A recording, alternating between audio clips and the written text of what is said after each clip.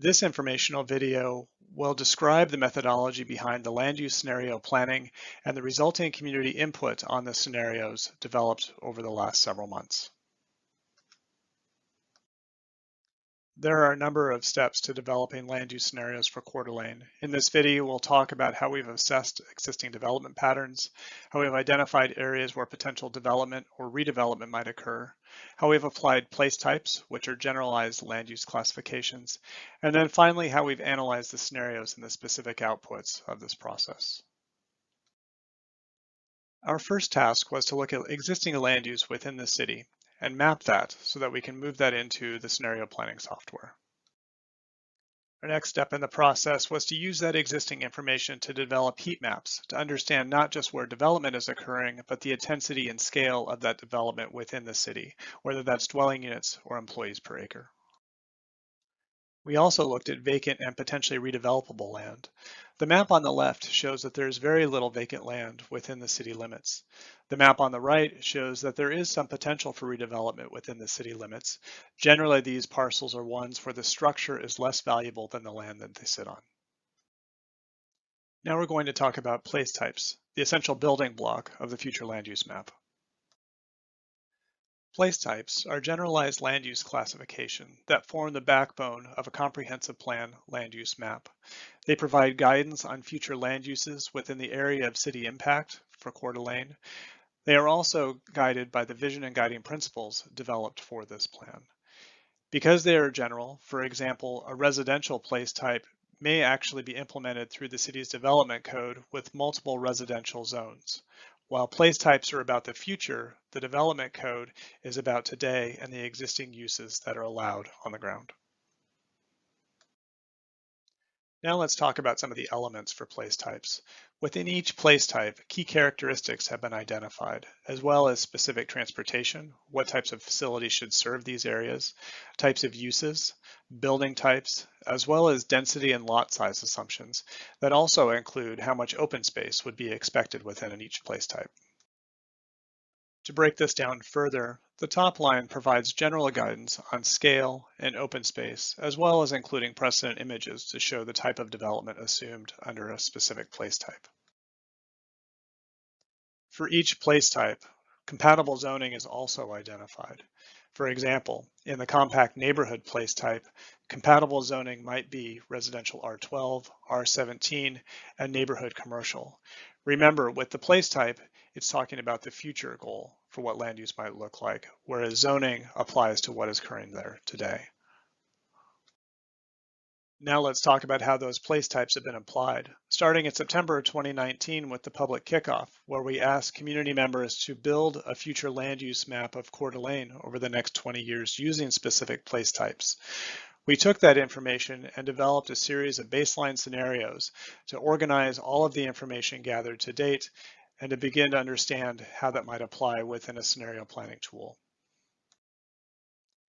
We then looked at current zoning and existing land uses and made additional adjustments to the concept scenarios. Using those adjusted concept scenarios with the place types incorporated into the maps, we applied that to the vacant and redevelopable parcels identified previously. Now let's talk about the three scenarios that have been developed for Envision Coeur d'Alene based on the information gathered from the early public engagement, as well as the vision and guiding principles that have been developed through the extensive community involvement throughout this process. These three scenarios, corridor, district, and compact, identify specific elements that could be part of a future land use map. The corridor scenario is the most similar to the city's current zoning. This scenario applies place types to all land within the city's area of city impact to identify potential development, primarily along, in this case, transportation corridors through the city of Coeur d'Alene. The compact scenario envisions increasing jobs and housing primarily in the central portion of the city through infill and redevelopment of older commercial areas. This scenario incorporates the highest percentage of mixed use of the three scenarios. The district scenario is a combination of the corridor and compact scenarios. It focuses on locating housing and retail in concentrated areas or districts throughout the city that provide both highly walkable and accessible spaces, not just for new development, but adjacent neighborhoods and other uses throughout the community. So let's talk about the results of the scenario modeling. For each scenario, we've identified the number of potential housing units, employment, and other specific results to be able to test and to compare the three alternatives. An important element of understanding the results of each of these scenarios is how much population each scenario might be able to accommodate over time. The Kootenai Metropolitan Planning Organization estimates that by 2040, the city of Coeur d'Alene will be able to accommodate approximately 85,000 people. We looked at both the base scenario, which is your existing zoning, as well as the compact corridor and district scenarios to understand if those population thresholds can be met over time. This graph shows that the base scenario, your existing zoning cannot accommodate that much population, whereas the other three scenarios can to varying degrees.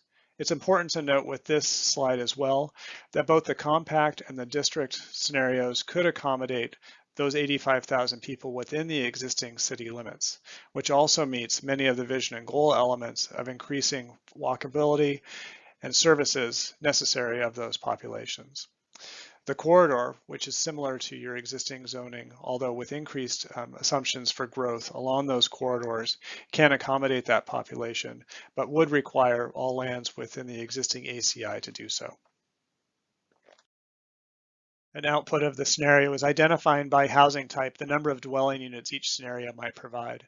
The base scenario, which is your existing zoning, is primarily for single-family detached units, with smaller proportion for attached single-family, such as duplex, row house, and then some proportion for multifamily. The compact corridor and district scenarios also have a large percentage for detached single-family, including additional single-family possibilities within the area of city impact that are outside of the current city limits, but also adds other uses that are not found as much under the current zoning, which includes mixed use and others that are shown primarily within the multifamily category. Each scenario also provides the potential number of employees by major sector. Employees are defined within these scenarios by the place types that we discussed earlier in this video.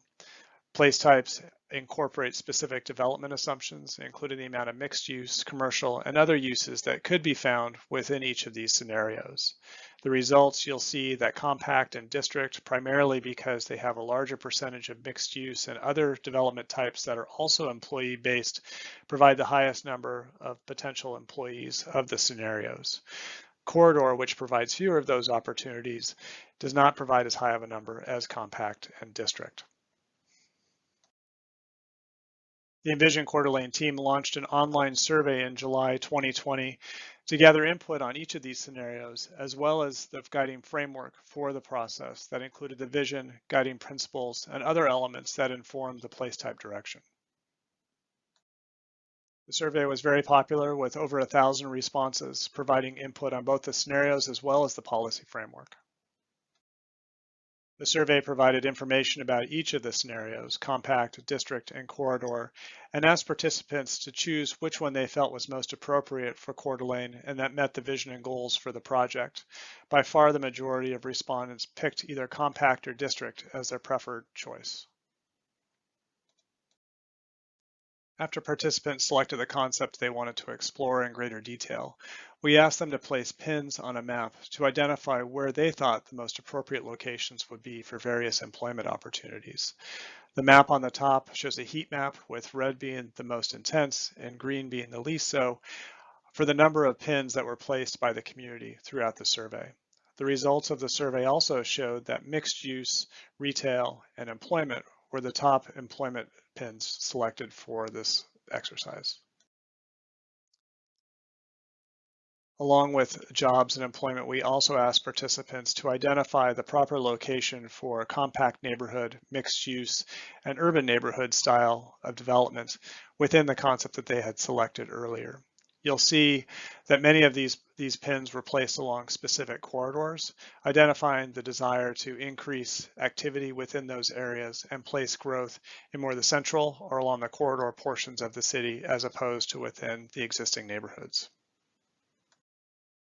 Thanks for taking the time to view this video to learn more about the scenario planning process, the results, and place types that'll be a part of the future land use map that we develop as a part of the Envision Coeur d'Alene process. If you want more information on the project, please visit our website at envisioncda.org. We look forward to talking to you soon.